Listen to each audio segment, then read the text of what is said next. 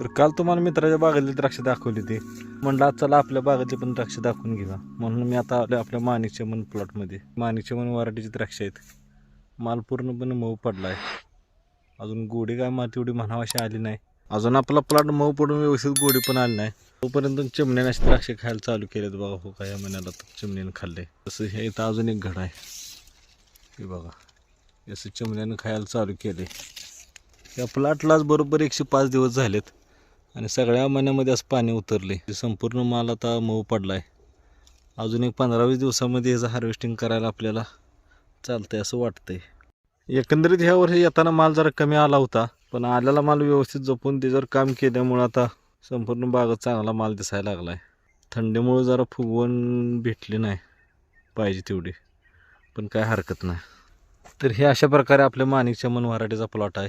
पाठीमागच्या वेळेला सुपर व्हरायटीची द्राक्ष दाखवली होती आणि अजून एक प्लॉट आहे आपला अनुष्का व्हरायटीचा. त्याची द्राक्ष नंतर कधी तर तुम्हाला दाखवतो.